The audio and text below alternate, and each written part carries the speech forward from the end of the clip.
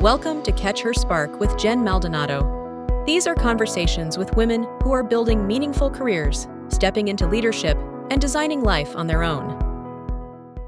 Hi, everyone. Today, our guest is a very special person. She's the kind of leader people write love letters about, right? Literally, former colleagues describe her as one of the best bosses they ever had.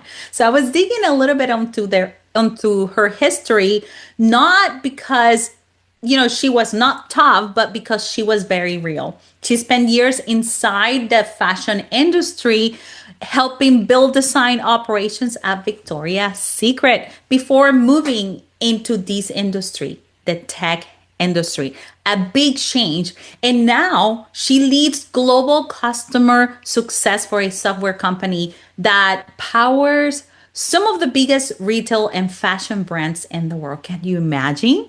So one day she packed up from New York and moved to Austin and built a new life, built a new network, and kept showing up with the same energy she always had.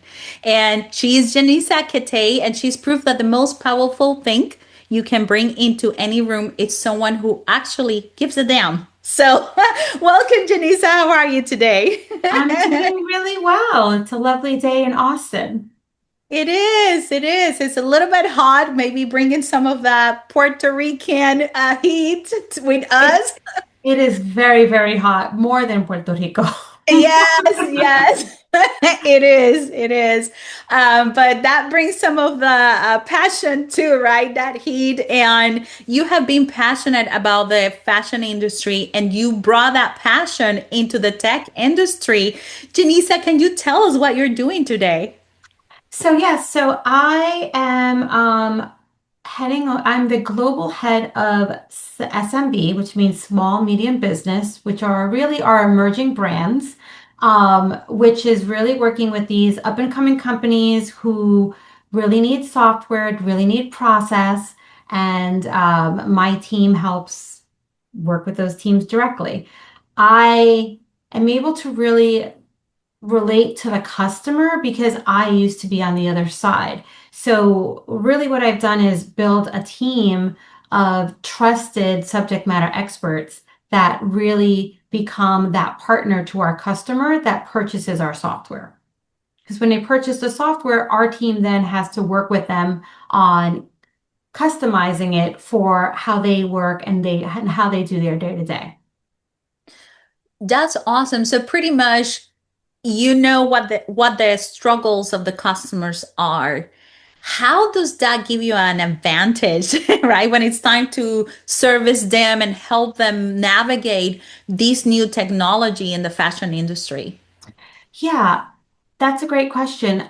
For me, I really try to take away the layer of that it's technology. I mean, the technology is just going to complement how we do the work and how we do our process and how we operationalize.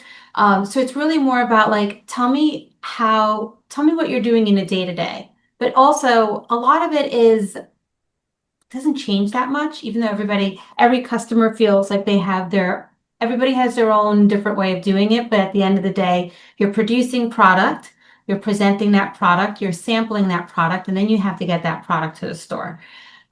So I'm able to really work with the customer on let's take away the layer of its technology. Let's talk about when I want to kick off my season, for instance, what are the activities that I need to do? And then what is that workflow? And let's focus on that. And then we will show you how the technology then complements that. I think, especially for the small emerging brands, they're coming from not using any tools at all. And so the team that I'm working with typically is not the team that purchased it. And so they come very like concerned about how this is going to impact how I work. So anyway, just going back to it, because I was there, I really understand the process. So having that experience where I started off doing product development, and then from product development, I went into design and merchandising operations. So really that was about solving problems and how do we help the teams just really be more efficient. So that really now translates over to my new role where I work directly with customers solving the same problems just from a different side of the pond, you know. So now instead of being a customer, I'm helping them with those processes. And the team that I've built, they also have similar backgrounds that I do. So I've built a team that I've plucked them from the fashion industry. They speak the same language. They really understand the pain points and the terminology, right? Like the processes of how you build a product. Uh, what does the bill of material mean? What does it mean when a factory says that I could only do 10 colors on a print? This type of detail is really important that like you just know from being in the industry for so long. And so yes, the team that I've built also has similar background as I do. Mhm. Wow. Wow. Now, I'm very curious from this side, more a personal question. You know, you built a foundation in fashion, and that have gives you a competitive edge helping your customer. But that foundation that you built, Victoria's Secret, one of the most iconic brands in the world, right? That's not a small thing to walk away from. What pull you forward or what pull you toward tech? So, um, my family, it was time to make a change. Working in the fashion industry, it's fast. You're churning out a lot of seasons, there's a lot of travel, and that's really exciting when you're younger. But as you start, you know, getting as you start growing your career and also growing your family, you want to consider what are some of the other options. So for me, it actually was something that was presented to me because under my role in once I transitioned over to really focusing on more design operations because I'm a problem solver. I think that was my I just really just love figuring out the puzzles, and that's how I transitioned to design operations. Under design operations, I did have technology under me because we were responsible for the technology that we were consuming, but not just that, but thinking about, you know, once you've built that foundation. So at a big company like Victoria's Secret, we have a foundational software that we use for our day to day. But then like, what are those fun things that we can do to like help a designer be even more creative? Like take her away from the computer. Like we worked on really some fun projects where we were doing, you know, on screen reviewing of the fashion line, like all of these really things that I got to do. So I was meeting with different software companies, and this particular company that I work at, I actually purchased them for when I transitioned. I went from Victoria's Secret actually to Marc Jacobs, and at Marc Jacobs, I purchased Centric software because our Marc Jacobs was in need of a better tool than what they were using. And then from there, I built a relationship with the software company. And then fast forward 2 years, I had a daughter. She was around two at the time.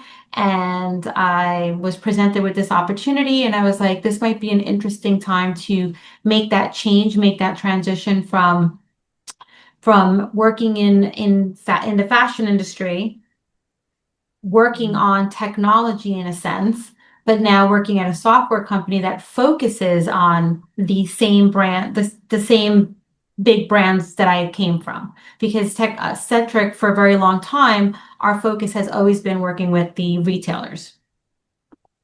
Wow. Wow. So But just the key thing there that it was decisions that were made because of where the certain point that you are in your life and like what you're prioritizing. And at that point, I was like, I want to prioritize my family and having more time to be able to spend with my 2-year-old. I love that. I love that. I think that in today's world, women in high power careers carry this impossible weight, right? I think that they're saying, like, if I slow down for my family, I'm failing professional. And if I chase the career, I am failing my family. So, what would you tell to these women? How do you make peace with that choice? Yeah, it's oh, call. All right. Um, yeah, it's you make peace with it. I don't know. It's an interesting question. Even when I made the transition, I still am very motivated. So here's the thing. Like, I'm very competitive with myself. I grew up with two brothers, the middle, but the only girl. And so I always felt like I was competitive, but just with myself to just be as good as they were like in sports or whatever. So I think I've always done the same thing in my career. I've never been competitive with my colleagues, but I've been competitive with myself. So yes, I made the transition. There was a gap, a learning gap for me to learn new terminology. But then what I was able to bring was a different perspective than the team that I came on to work with. And then the same thing with my daughter, like one thing that did happen, which was an advantage, which was really, I have to say, why I made the decision was because I got the opportunity to work from home. Now this is pre-pandemic, where you really didn't have that opportunity. And I was like, I mean, I took a pay cut to transition to this role. But then I also reasoned that I wouldn't have to buy really expensive clothes to be in all the fancy meetings I used to have. So there was a trade-off. But then, it did give me the opportunity to be home more. But then there are boundaries because I am also working at home. And so setting those boundaries where I'm working at home, but then I also do get to go to the daycare and read a book to the class and volunteer once a week at the library when she was in elementary school. And then, now she's in middle school and, volunteer and chaperone as much as I can, but then also understand I can't be the PTA mom. I don't have that sort of schedule, but I like to hang out with them and be aware of what's happening. And so when I can volunteer and I have the opportunity, I do it. And so that was really for the first few years, right? Like really building that foundation here.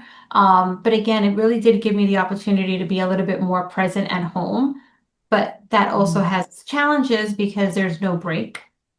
Yeah. And you go from meetings all day to what's for dinner and help me with my homework. But I just think that being able to be home and closer was a great choice. When Mhm. I lived in New York, we had an awful commute. And so you're working late hours in the fashion industry, and then it's taking you over an hour to get home and get to work. And that was just cutting, for me, it was just, what's more important? What's the legacy that I want to leave? And I love my career, but the legacy that I'm going to leave is going to be my daughter. Um, Yeah. but I also give her great opportunities by continuing to build on my successes as well. So there's that balance. And also Yeah. it helps to have a very supportive partner. Yes, I will say that too. Correct, 100%. I mean, let's explore that because I think that what's happening today, we want to be successful. We can be successful in many ways, and I do believe that everyone define what success means to them. A lot of people tend to attach in today's day a success to money, but there are other values, there's other payouts, right, that don't come in money.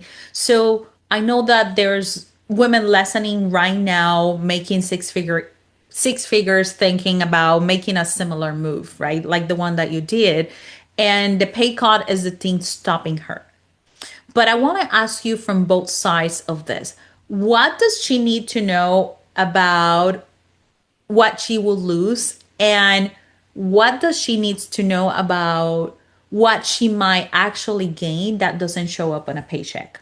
Exactly. So, what did I gain? I gained more time with my family and the ability to be more present, right? When you're working under a lot of stress um, and also like, maybe some roadblocks. So I was able to say, it's time for me to make a shift. This not every career is a career that's meant to be forever. Like I feel like that way about being a consultant. If I was going to be a Deloitte consultant, I tell like younger, my younger friends' kids that are in college or going to college, it's like if you're going to consult, do it in your 20s because eventually that lifestyle, you're going to make a lot of money, but like that lifestyle is going to be really hard and draining. And it's also not going to be as rewarding because you're not going to have that time that you want with family and friends and to build a relationship. So at a certain level of your life, at a certain point, you're like, okay, what's the priority? So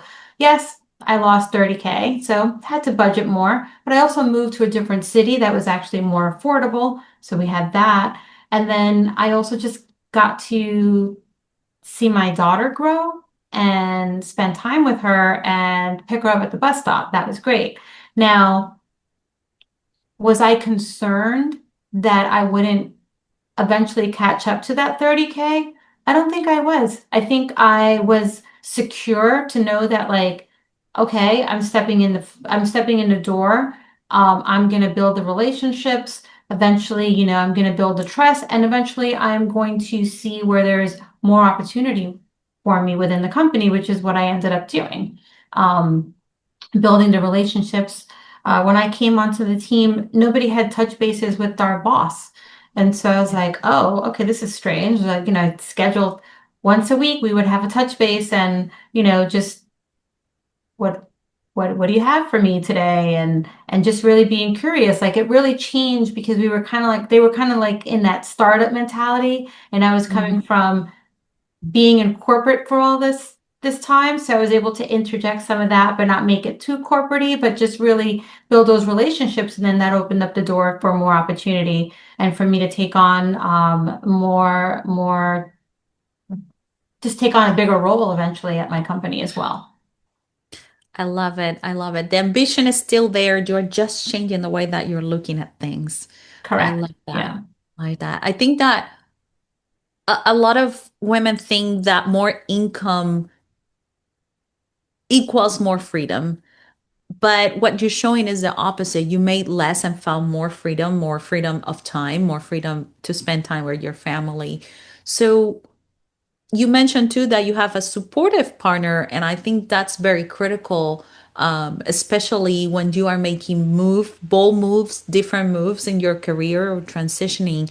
So, what is the actual relationship, or how do you see this, the relationship between money and freedom in your experience? Um, I mean, money does give you some level of freedom. But it doesn't have to be, I mean, that that much Yeah. money compared to like, I didn't grow up with a lot of money. Hmm. But we had a very good family dynamic and background, and we were exposed to things that made me want to do more. Do I feel like money gives you freedom? Yes. You're able to do things more like travel and sign your kids up to certain classes. But there has to be a certain limit where if you're like a few years ago, I was vying for a different position. It was again global, but it was a different position that would have probably I would have been working 24 hours around the clock. And I really thought that like I wanted the title, I wanted the position, and of course the money as well. Hmm. But then I took a step back and I was like, I am overwhelmed just right now. We're in like this like chaos time where we're growing so quickly. And it's like, is that really what I want? Like, is that going to then take me away more from being with my family? So I had to like put my ego aside and say, I wasn't ready for it then. I just wasn't ready. Um, Especially at the age that my daughter was at, it was just time for me to say, okay, I'm okay with where I am right now, knowing that I'm going to continue to grow, but it also gives me that freedom to volunteer, as I said, right? Like when you're a child, it's also different stages of your children's ages, right? So when she was in elementary school, they need you a lot more. Now she's in middle school, she's still needs me, but it's very different where there's some independence there. So I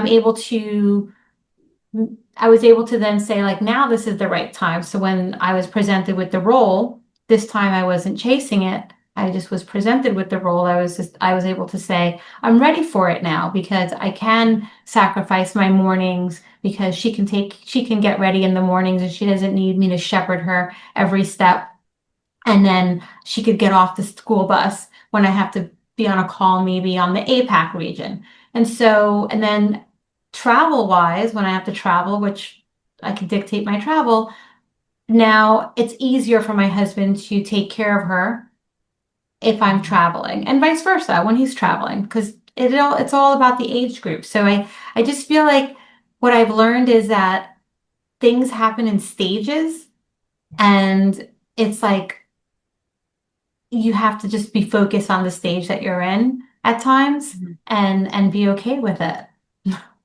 Yes, I love that. I love that stages and be at peace on that stage because we go through transitions, right? Yeah. Transitions in life. And I love the fact that you made an intentional decision to protect your time, right? That was the whole point of the move. And so I'm curious, and then we're going to go to another topic of things I want to ask you. But I'm curious, have you found ways to create income that don't require you to trade more of that time back? Like things that work quietly in the background while you're living life.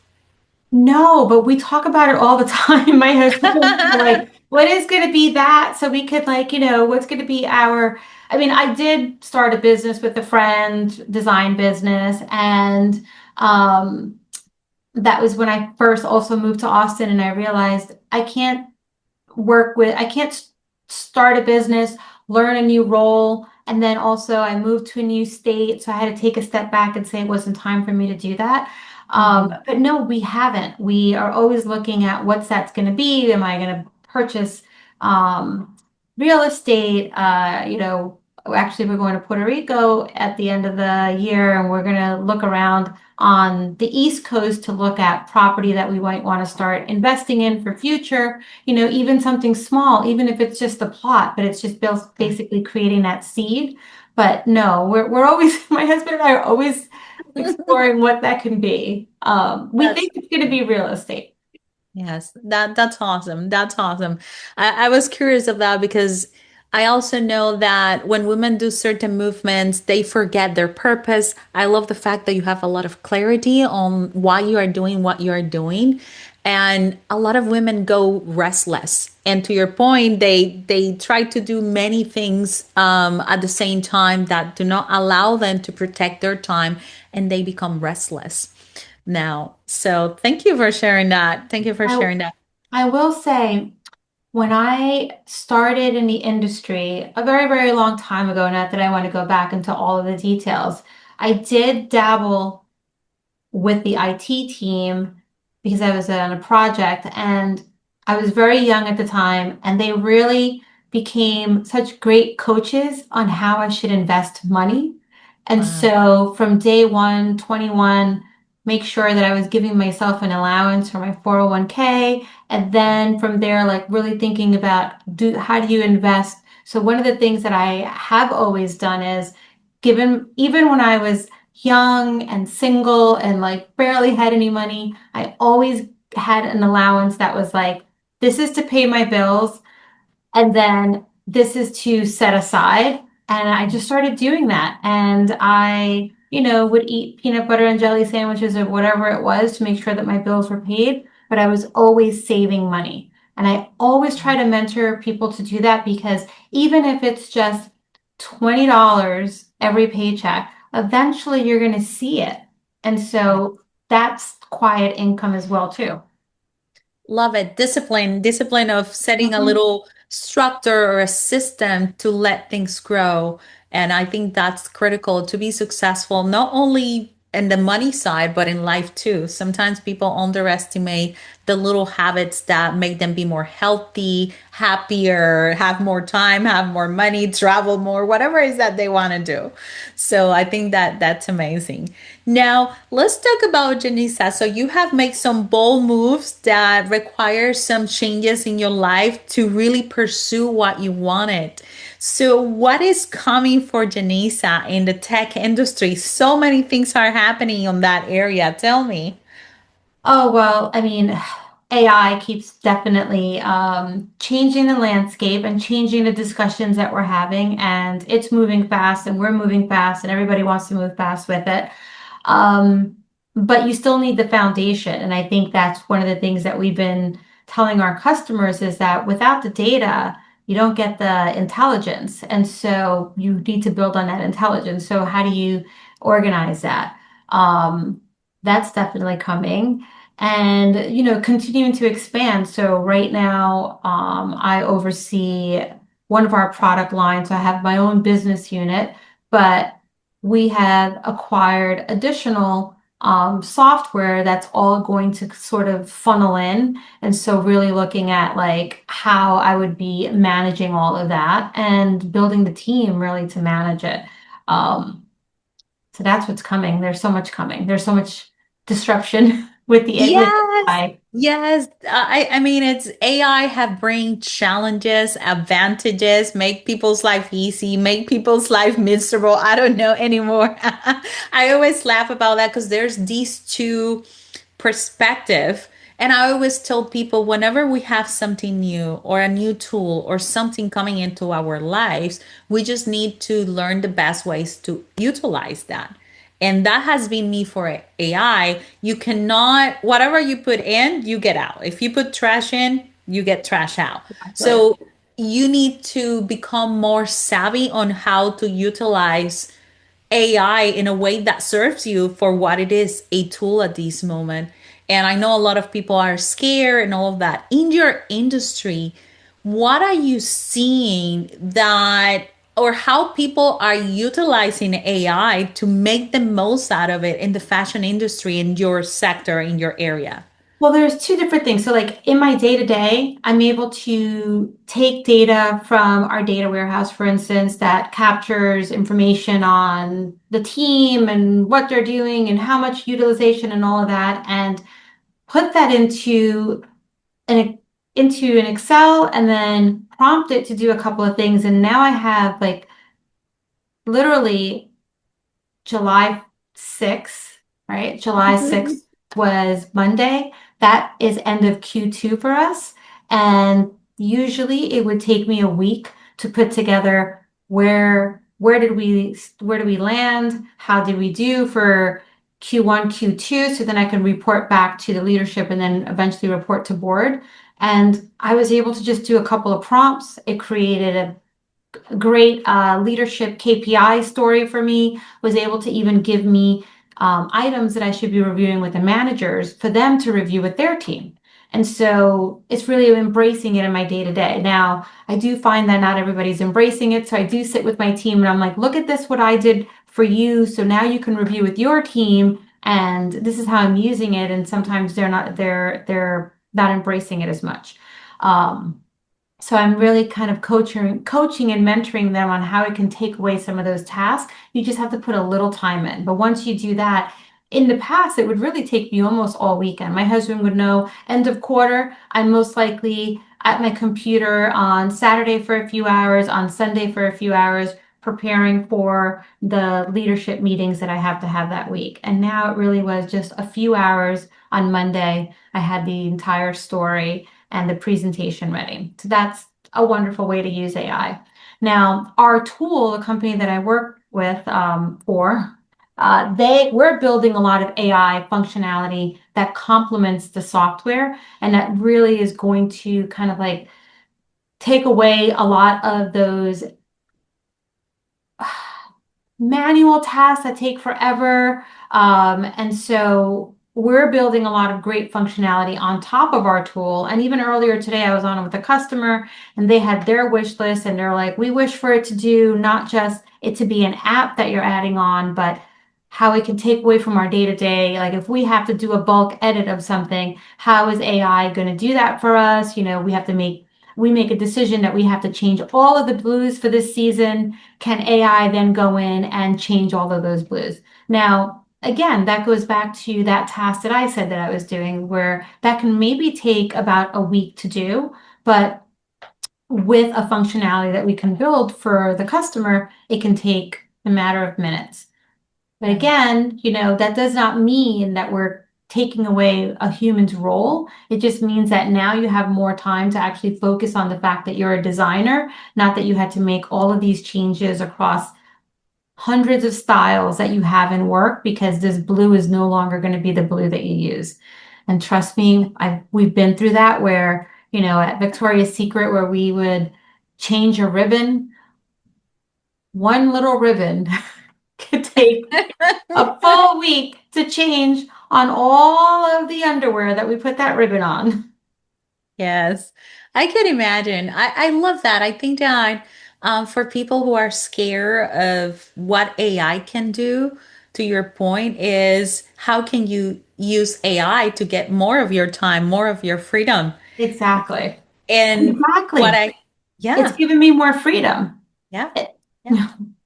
Yes, yes. I mean, every person that have embraced, that have learned how to use it in their favor, that's the answer I'm getting. They're not scared. It's gonna happen. The change is coming.